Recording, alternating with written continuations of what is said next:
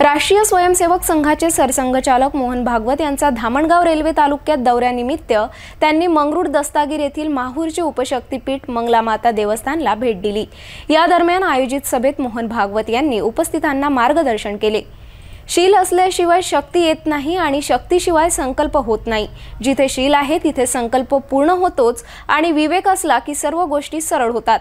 रावण महापराक्रमी होता, महाबलवान होता, सर्व गुणांनी संपन्न होता, परंतु रावणाच्या अंगात अहंकार असल्यामुळे त्याला पराजय स्वीकारावा लागला। तर दुसरीकडे सर्वशक्तिमान श्रीराम हे सदैव विवेकपूर्ण आणि अहंकार मुक्त असल्यामुळे त्यांनी रावणाला मात दिली, असे मत सुद्धा व्यक्त केले।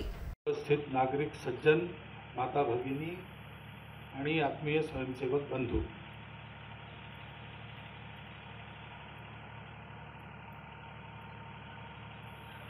संघाच्या कामाला 2025च्या दसऱ्याच्या दिवशी 100 वर्ष पूर्ण होती।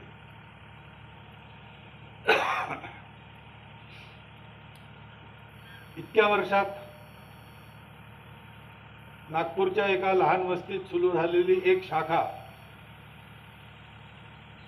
अशा लहानशा स्वरूपापासून तर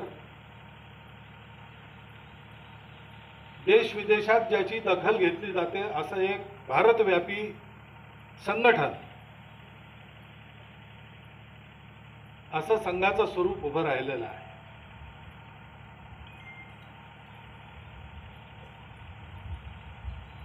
हा सगळा संघाचा खटाटोप कशा करता चालतो?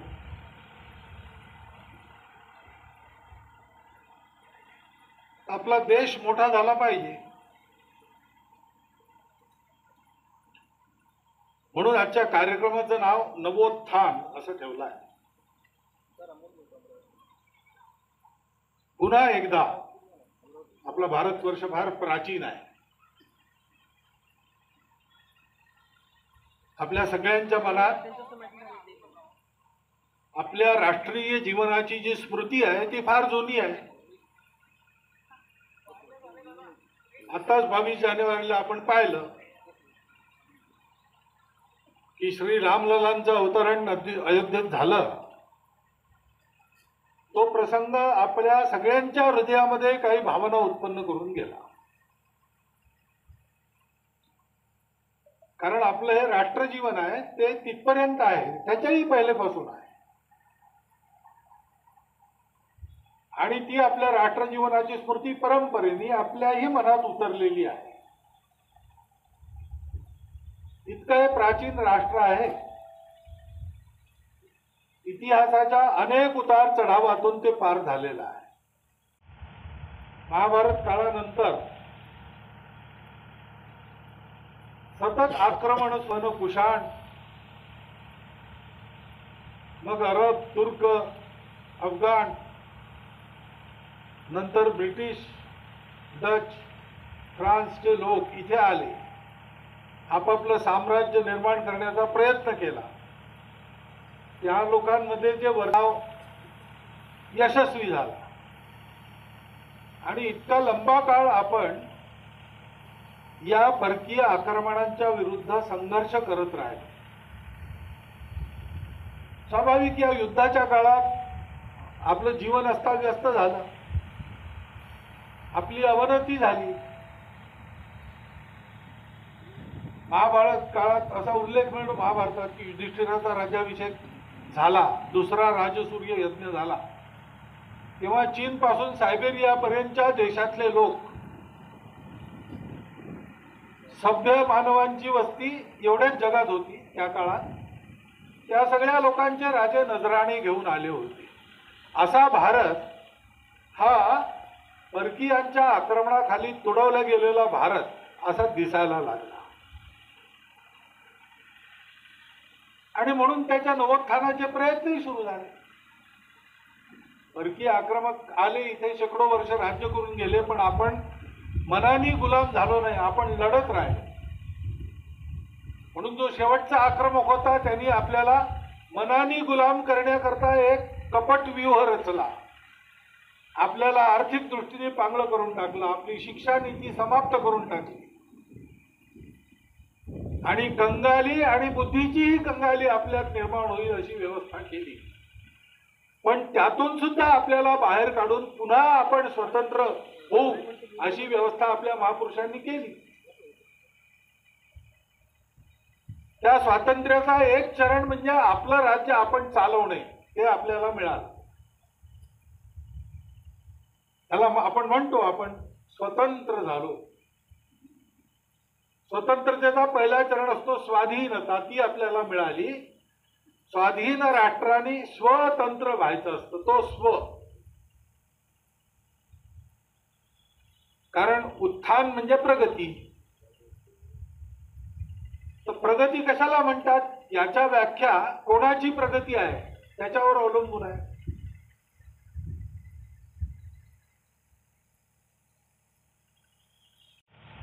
पण मॅट्रिक झालेल्या मुलाला ग्रॅज्युएट व्हायचं असतं, ग्रॅज्युएट वाल्याला PhD व्हायचं असतं. सगळं चालतं. प्रगतीचा रस्ता कधी बंद होत नाही, सतत पुढे जातो. म्हणून कोण कोणत्या पातळीवर आहे त्याच्यावर त्याची प्रगती कशी कशाने हे ठरतं. आता तसं म्हणाल तर हत्ती सुद्धा सर्कशीमध्ये फुटबॉल खेळतात, माकडं सायकली चालवतात. आपण पैसे खर्च करून तिकीट काढून सर्कस पाहायला जातो, टाळे वाजवतो. पण कोणी म्हटलं की सायकल चालवणे ही माकडाची प्रगती आहे किंवा फुटबॉल खेळणे हे हत्तीची प्रगती आहे, तर ते बरोबर नाही. हत्तीची प्रगती जंगलात आहे, माकडांची प्रगती सायकलवर नाही आहे. ती एका फांदीवरून लांबच अगदी लांबच्या फांदीवर उडी घेण्यामध्ये आहे. माणसाच्या प्रगतीचे निकष जनावरांना लागत नाही. माणसाची प्रगती तसं इतकी राष्ट्र आहेत जगात, प्रत्येकाचा आपला दृष्टिकोन आहे, प्रत्येकाचं आपलं लक्ष आहे. त्या लक्ष्याकडे जाणं म्हणजे प्रगती. प्रगती म्हणजे पुढे जाणे, पण पुढे आणि मागे हे तुलनात्मक आहे. आपल्याला कुठे जायचं आहे त्याच्यावरून आपण पुढे गेलो की मागे गेलो हे ठरते. धामणगाव स्टेशनवरून नागपूरला जाणाऱ्याला तो मुंबईकडे गेला तर ती प्रगती नाही होत. मुंबईकडे जाणारा नागपूरकडे गेला तरी प्रगती नाही होत. दिशा पुढे मागे या बदलत असतात. भारताचं लक्ष काय आहे तर सर्व जगाला वेळोवेळी धर्म देणे. धर्म म्हणजे सर्वांचं संतुलन नीट राखतो. व्यक्तीची उन्नती झाली पाहिजे, समाजाचीही उन्नती झाली पाहिजे, या दोघांबरोबर सृष्टीचीही उन्नती झाली पाहिजे. म्हणून प्रत्येकाचा विकास संतुलित असला पाहिजे. एकाला पूर्ण स्वातंत्र्य आणि बाकीच्यांना दडपणे याने विकास होत नाही.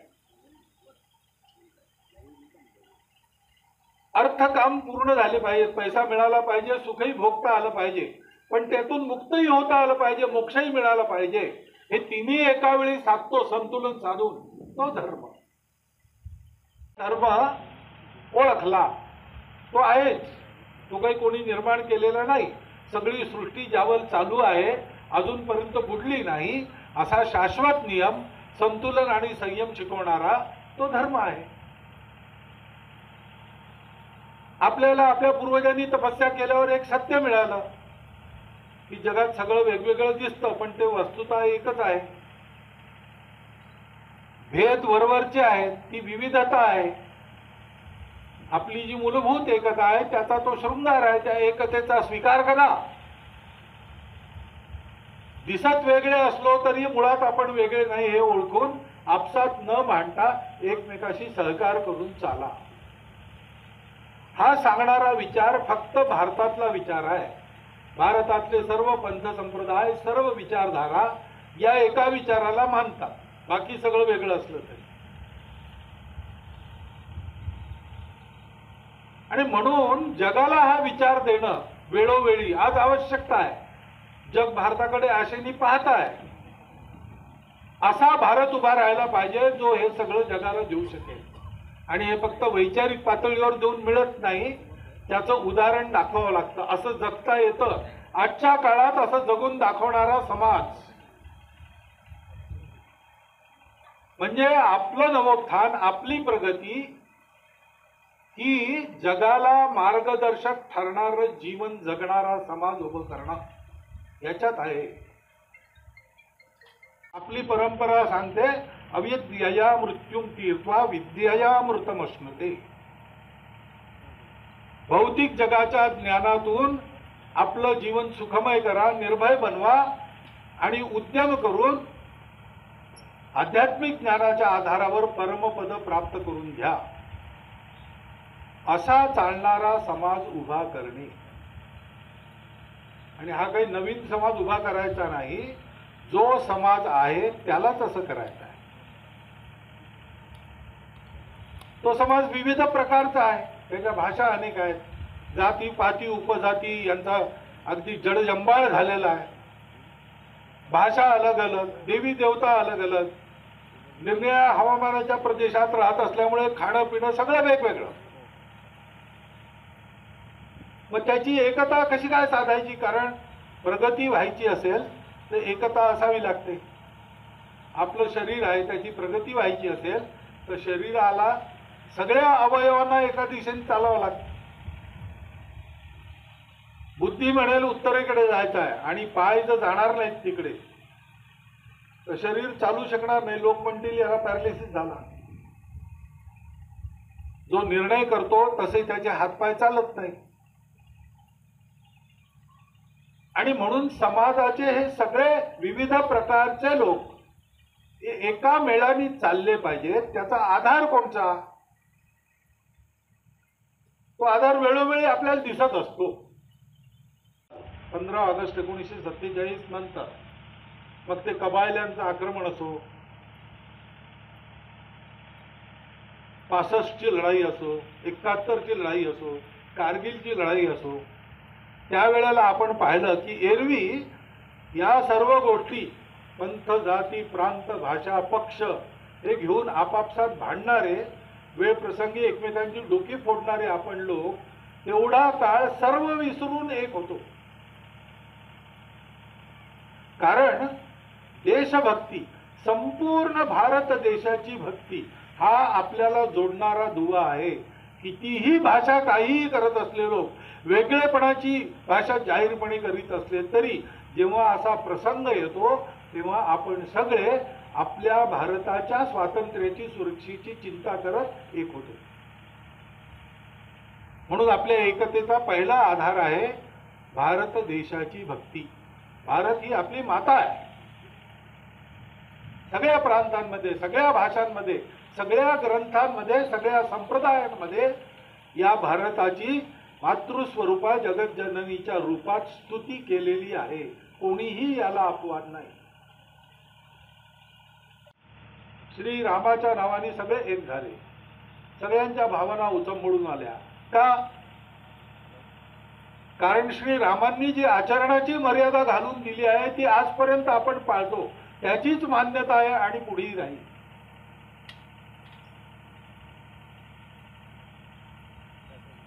मातृवत परदारेषु परद्रव्येषु लोष्ठवत आत्मवत सर्वभूतेषु, अशा प्रकारचं संस्कारयुक्त जीवन जगण्याची मर्यादा आपल्या देशाची प्राचीन मर्यादा आहे. ती आपली संस्कृती आहे. ती सगळ्यांची समान आहे. आणि त्याला हात घालणारा एखादा विषय वर आला की सगळे लोक त्या विषयाबरोबर उभे राहतात. आपण प्रत्यक्ष अनुभव घेतला. काही प्रचार आहे जिला आपण भारतीय संस्कृती म्हणतो, जिला हिंदू संस्कृती सुद्धा म्हणतात, सनातन संस्कृती सुद्धा म्हणतात. ती संस्कृती आपल्या सर्वांना जोडते.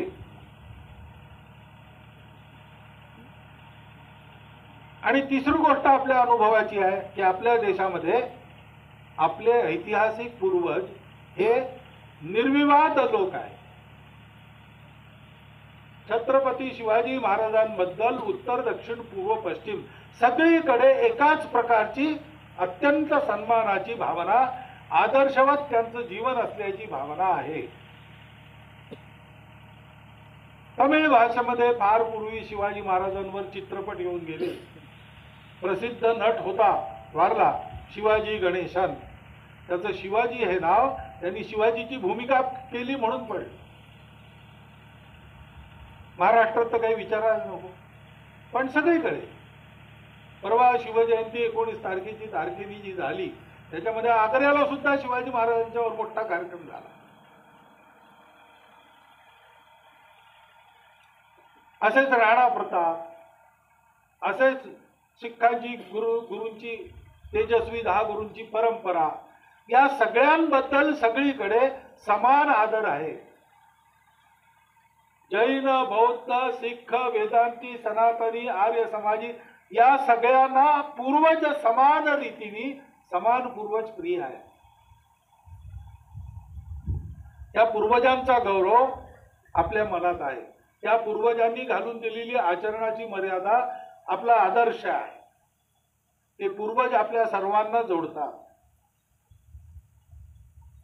आपल्या एकतेचे हे 3 आधार आहेत आणि या 3 आधारांची गोष्ट जेव्हा आपण सगळीकडे करतो, आडपडदा न ठेवता निसंकोच याची मांडणी करतो, त्यावेळेला लोक म्हणतात की तुम्ही हिंदुत्व बोलता. आणि आहे हेच हिंदुत्व आहे. ही एक देव कोणता हिंदूंचा नाहीये, सगळ्या देवांना हिंदू मानतात. भारताबाहेर देवतांची जी मान्यता आहे त्याचा सुद्धा हिंदू आदर करतात.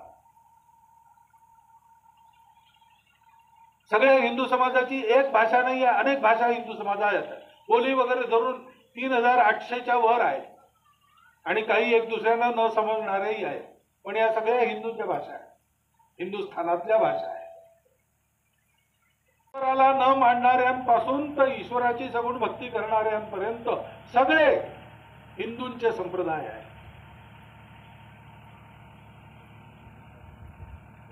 या सगळ्यांमध्ये एकता पाहणारी संस्कृती, परंपरेने जी मायभूमी आपल्याला पालत पोचत आली, जिच्यामुळे आपल्याला संस्कार मिळाले, सत्य, अहिंसा, अस्त्य, अपरिग्रह वगैरे तत्व मिळाली, ती मातृभूमी आपली. आणि त्या मातृभूमीची सुरक्षा करणारे, तिचं संवर्धन करणारे, त्याकरता घाम सांडणारे, रक्त सांडणारे आपले आदर्श पूर्वज, हे आपल्याला जोडणारं रसायन, त्याला आपण हिंदुत्व म्हणतो. ते आपल्या सगळ्यांना जोडतं. किंबहुना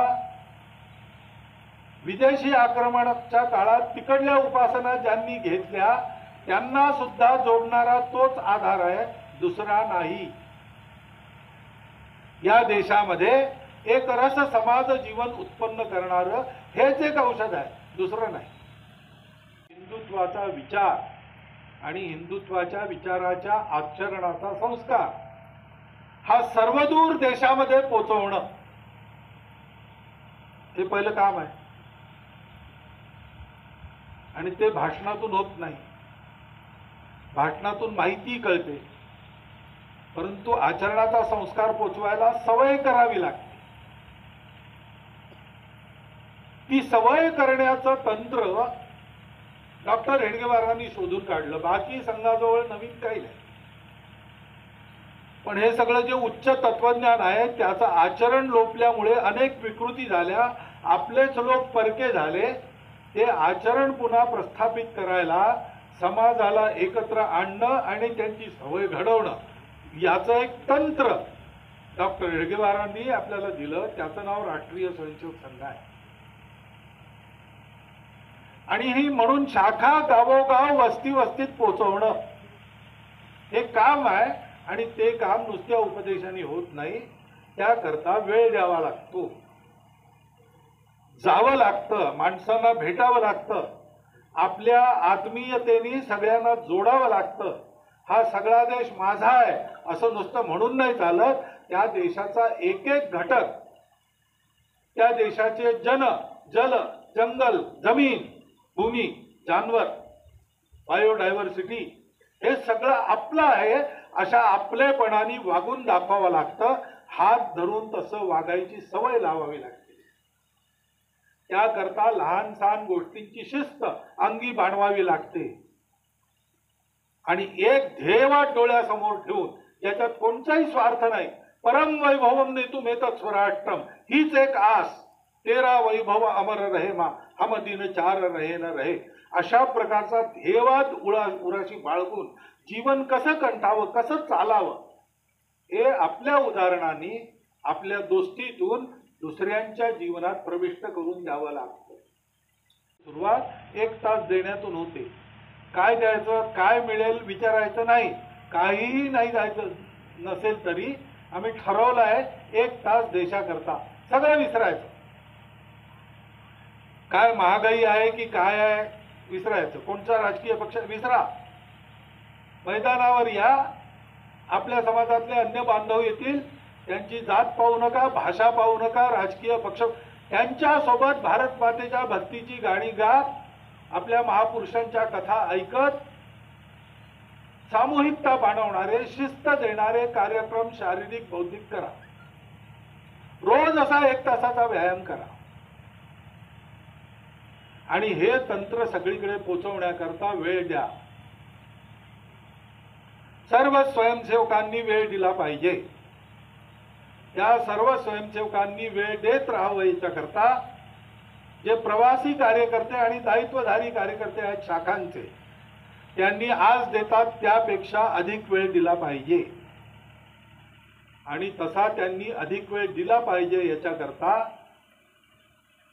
ज्यांचं शिक्षण पूर्ण होत आलं आहे आणि ज्यांच्या शिक्षण झालं, संसारही झाला, अशी स्थिती आली आहे, पण शक्ती आहे हातापायात, अशा लोकांनी पूर्ण वेळ द्यायची तयारी केली पाहिजे. सर्वांनी काही ना काही वेळ दिला पाहिजे वाढवून. काही लोकांनी अधिक वेळ दिला पाहिजे आणि काही लोकांनी अधिक लोकांनी पूर्ण वेळ दिला पाहिजे. त्या गोष्टी आहेत त्या आपण सगळे करू शकतो. आपण असं ठरवू शकतो की मी ज्या गावात राहतो, ज्या जिल्ह्यात राहतो, जिथपर्यंत माझं फिरणं हिंडणं भेटणं आहे, तिथपर्यंतच्या क्षेत्रात सर्व हिंदूंना मी एक मानतो. पण लोक हिंदूंचे प्रकार मानतात, जाती मानतात, भाषा, पंथ, संप्रदाय. माझे मित्र सर्व प्रकारच्या हिंदूतून असतील आणि माझ्या कुटुंबाची मित्र कुटुंब सर्व प्रकारच्या हिंदू समाजातून असतील. मित्र आणि मित्र कुटुंब म्हटल्यावर एकमेकांकडे जाणं येणं, उठ बस, पर्व समाचाराला उपस्थित राहणे, असे जे नित्य व्यवहार मित्रांचे आणि मित्र कुटुंबांचे होतात, तसे आमचे हिंदू समाजातल्या माझ्या अशा सर्व वर्गातल्या मित्रांबरोबर आणि मित्र कुटुंबांबरोबर होतील. ही एक गोष्ट संकल्प करून आत्तापासून आपण आचरणात आणली पाहिजे. याची अत्यंत आवश्यकता आहे. उदाहरणातून परिवर्तन होतं. आपल्याला परिवर्तन पाहिजे. संघाचं नाव इतिहासात नसलं तर चालेल आपल्याला, पण संघ या परिवर्तनाकरता उभा आहे. हिंदू संघटन याचा अर्थ समाजातले भेद नसणं, पूर्णपणे निघून जाणं. त्याचा प्रारंभ सामाजिक समरसतेचे आचरण आहे. त्याचप्रमाणे ही सगळी भारतीय संस्कृती जतन करणारे लोक उभे राहिले, तसा समाज उभा राहिला, म्हणजे ती जर भारताची उन्नती होणार असेल तर त्या संस्कृतीचं संरक्षण हे झालं पाहिजे. संरक्षण 4 प्रकाराने होतं. एक, प्रत्यक्ष आक्रमण जिथे होतं तिथे प्रतिकार करावा लागतो. आपल्या देशात दुर्दैवाने असं काही काही ठिकाणी आहे की हिंदू घरातला मुलगा जातो, घरात देवाला नमस्कार म्हणून टिळा लावून शाळेत जातो. शाळेत त्याला सांगतात की हे इथे चालणार नाही. का नाही चालणार? यांनी विद्येला काय अडचण येते? काही अडचण येते. परंतु कटाक्षाने हिंदू रीतिरिवाज परंपरा यांचा लोप व्हावा, हे विसर पडावा नव्या पिढीला, असे प्रयत्न करणारे लोक आहेत. त्यांचं विकृतीकरण करणारे लोक आहेत. त्यांच्याबद्दल मनात उद्वेग उत्पन्न व्हावा अशा काही काही गोष्टी करणारे लोक आहेत. आक्रमण चालू आहे. त्याचा त्या विधेतून प्रतिकार झाला पाहिजे. पण सगळ्यांनी करायची गोष्ट कोणती? तर त्याकरता त्या संस्कृतीचं प्रबोधन झालं पाहिजे, त्या संस्कृतीचं आचरण झालं पाहिजे.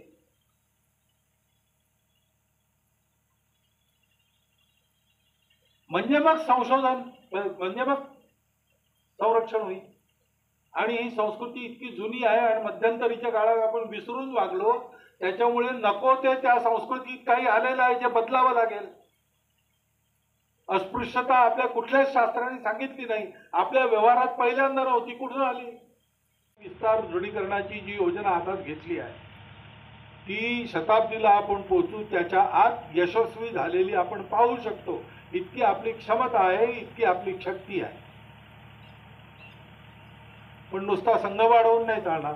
राष्ट्रीय स्वयंसेवक संघ नावाचं संघटन हे मोठं झालं की झालं असं नाही आहे. तसं असंच आहे. पण ते का? तर संघाला समाजाचं आचरण तयार करायचं. आपला झेंडा सगळीकडे उभा नाही करायचा. आणि म्हणून त्या आचरणाच्या काही गोष्टी आहेत त्या सगळ्यांकरता, स्वयंसेवकांकरताही आहेतच. त्यांच्या उदाहरणानेच त्या समाजात जातील. पण त्यांच्या उदाहरणाची वाट कशाला पाहिजे? ज्यांना समजतं त्यांनी आचरणाला सुरुवात करायची. अशाही काही गोष्टी आहेत. उदाहरणार्थ सगळा समाज एक करायचा आहे. संघालाच करायचा असं आहे का? नाही, आपल्या सगळ्यांनाच एकता पाहिजे. आपल्या संविधानाचा निर्देश आहे भावनिक एकता झाली पाहिजे. नागरिक म्हणून आपलं ते कर्तव्यही आहे. आणि म्हणून आपल्यासाठी महत्त्वपूर्ण विषय ठरतो ज्यामुळे समता येते आणि टिकून राहते, ज्यामुळे स्वातंत्र्याला धक्का न लावता समाजात समानता येते, असा डॉक्टर आंबेडकरांनी संविधान सभेत केलेल्या भाषणात सांगितलेला बंधुभाव म्हणजे आंतरिक आपलेपणाची भावना. आज जरी आपल्यात फरक दिसत असला, कोणी श्रीमंत कोणी गरीब, कोणी या जातीचा कोणी त्या जातीचा, कोणी या प्रांतातला कोणी त्या प्रांतातला, तरी तो भारत मातेचा पुत्र माझा आपला आहे. त्याच्या दुःखामध्ये मी माझ्या परिश्रमाने सुख निर्माण करीन. मी त्याच्याकरता झटेन. तो मला लहान भावासारखा आहे, आपल्या नातेवाईकासारखा आहे, तो दूर नाही. अशी मनातली भावना त्याला म्हणतात सामाजिक समरसता. शेड्यूल कास्ट वगैरे म्हणतात, तिथलेही वेद ऋचा करते ऋषी आहेत. तर हा भेदभाव कुठून आला? ही आमची निर्मिती आहे आणि आम्हाला ती निपटून बाहेर काढली पाहिजे. असं संस्कृतीचं संशोधन करावं लागतं. प्रतिकार तर विशिष्ट लोकांनी करायचा असतो, त्याकरता तयार असलेल्या लोकांनी करायचा असतो. पण प्रबोधन, आचरण आणि संशोधन हे आपण सर्व करू शकतो. हे केलं पाहिजे. आणि ते व्हावं म्हणून आपल्या कुटुंबामध्ये आपण काळजी घेऊ शकतो.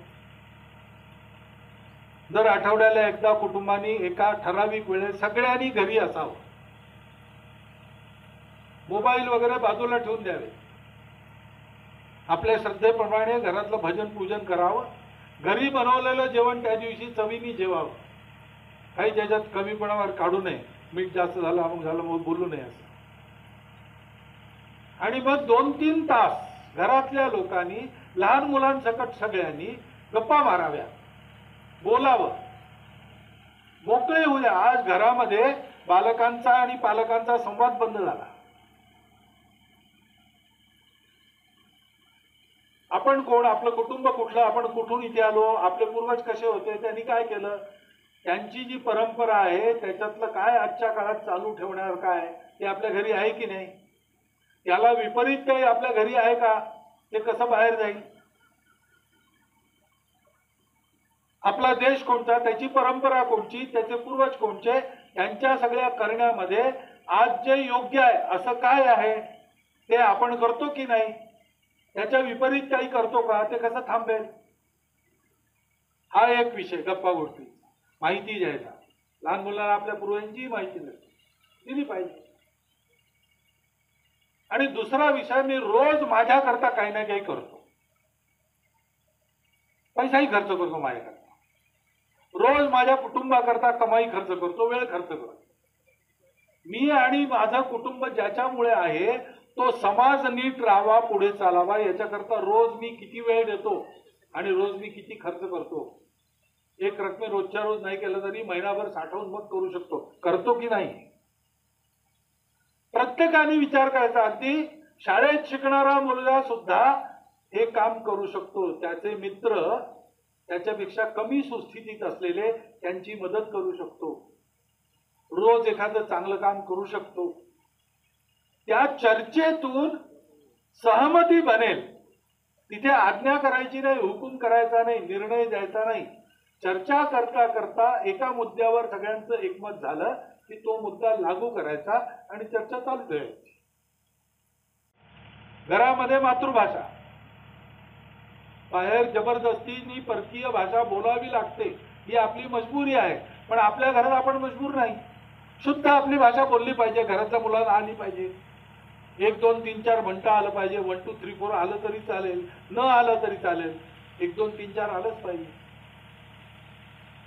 काही परंपरेने पूजेचं अमुक तमुक पाठांतर आपल्याकडे असतं, ते झालं पाहिजे. याच्याकरता असं करणे, याचं नाव आहे कुटुंब प्रबोधन. आणि पर्यावरणाची समस्या सगळ्या जगाला भेडसावते. आपली संस्कृती ही पर्यावरण मित्र संस्कृती आहे. ती पर्यावरणातूनच आलेली आहे, जंगलातून आणि शेतातून आपली संस्कृती आलेली आहे.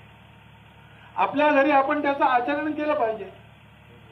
सुरुवात म्हणून पाणी वाचवा, पाण्याची उधळपट्टी घरातून बाहेर काढायचं. कमीत कमी सिंगल यूज प्लास्टिक घरातून निघालं पाहिजे. आणि घरी परसात अंगणात किंवा अंगण वगैरे नसेल, फ्लॅट असेल तर गॅलरीमध्ये घरचं विषमुक्त अन्न खायला मिळतं, भाज्या खायला मिळतात आणि हिरवळ वाढते. अनेक उपक्रम चालतात, वृक्षारोपण वगैरे वगैरे, त्यात हिरिरीने भाग घ्यायचा. आपल्या घरासमोर झाडं लावायची, आपल्या जमिनीत वाढवायची. स्वदेशीचं आचरण करायचं. आपल्या घरामध्ये आपण जे बनवू शकतो ते विकत आणायचं नाही. आणलं विकत तर आपल्या गावाला रोजगार मिळेल अशा रीतीने विकत घ्या.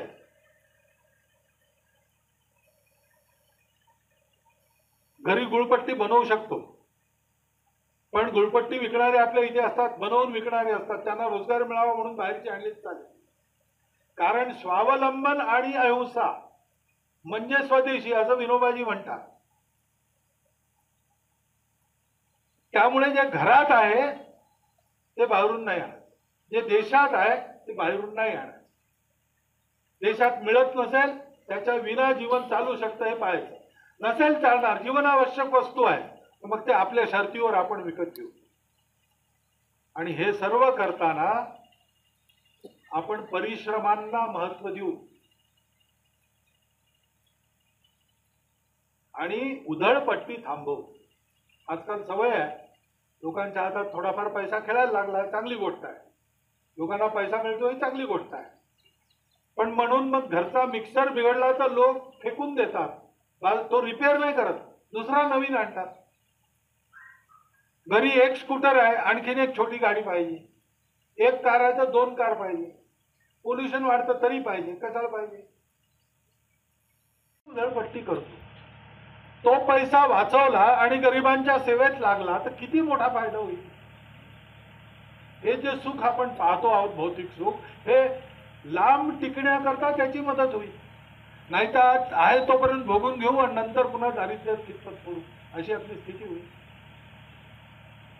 हे सगळं करणं म्हणजे स्वदेशी पालन आहे. आणि शेवटी नागरिक नियमांचं पालन केलं पाहिजे. छोट्या छोट्या गोष्टी करता सिग्नल नसताना आपण वाहनं घेऊन जातो, हे बरोबर नाही. रहदारीच्या नियमांचं उल्लंघन करतो, हे बरोबर नाही. लहान सहान फायद्याकरता 2 रुपये 5 रुपये 10 रुपये वर देतो, हे बरोबर नाही. बी लहान असलं तरी झाड झाल्यावर ते मोठं होतं खूप. तसे हे दुर्गुण आहेत. हे लहान लहान स्वरूपात आचरणाची सवय झाली तर पुढे त्याचं मोठं पाप बनतं. आणि संयम बाळगून योग्य तेच करण्याची लागण्याचं पालन करायचं. आपल्या वागण्यामध्ये या प्रकारचं परिवर्तन, पुष्कळ गोष्टी आहेत, पण या 5 गोष्टींनी आपण सुरू करू शकतो. तर गीतात म्हटलं की अयोध्येत राम आला आहे, राम आपल्या जीवनात आला पाहिजे. तो राम जीवनात यावा याचा अर्थच आहे की रामाने जी संस्कृती दिली त्या संस्कृतीवर हुकूम आपलं आचरण असलं पाहिजे. भेदरहित, स्वार्थरहित आचरणाने समतायुक्त आणि शोषणमुक्त समाज भारत उभा राहायला पाहिजे. आपल्या प्रकृतीच्या आधारावर त्यांनी स्वतःची उन्नती करून दाखवली. व्यक्तिगत, सामूहिक आणि सृष्टी तिन्हीची उन्नती या एका सूत्रीतून होते हे त्यांनी जगापुढे उदाहरण ठेवलं की जगाला मार्ग सापडेल. जगाला त्याची आवश्यकता आहे, आपल्याला त्याची आवश्यकता आहे. भारतवर्ष मोठा होण्याकरता त्याची आवश्यकता आहे. एका दगडात 3-3 पक्षांचं काम करणारा हा जो रस्ता आहे हा आपण सगळ्यांनी चालण्याचा आहे. संघाचा कार्यकर्ता तुमच्या समोर बोलत असला तरी हा संघाचा ठेका नाही, संघाचा रस्ता नाही. हा चांगल्या जीवनाचा, सज्जनतेचा, माणुसकीचा, बंधुभावाचा रस्ता आहे. हा चालायला आपण तुरंत सुरुवात केली पाहिजे. संघाच्या स्वयंसेवकांना जेव्हा आम्ही वेळ देऊन विस्तार करा, कार्याचं दृढीकरण करा वगैरे म्हणतो तेव्हा सोप्या भाषेत अशा प्रकारचं आचरण करण्याची सवय लावणारी केंद्र सगळीकडे स्थापन करा, हाच त्याचा सरळ सोपा अर्थ असतो. हेच संघाचं काम आहे. आज हे संघ करतो म्हणून संघाचं काम याला म्हणतात, परंतु वास्तविक हे आपलं सर्वांचं काम आहे. आणि म्हणून भारत उभा करून जगाला धर्म देण्याच्या या ईश्वरीय कार्यामध्ये नुसते प्रेक्षक म्हणून न येता याचे प्रत्यक्ष सहयोगी बनून, गणवेश घालून शाखेत नाही आले तरी या पंचपरिवर्तनाच्या कामामध्ये स्वतः चालत राहून या सर्व कार्याला हातभार लावणारे आपण सगळे कार्यकर्ते बनूया, असं एक आवाहन आपल्या समोर ठेवतो आणि माझे 4 सप्त समाप्त.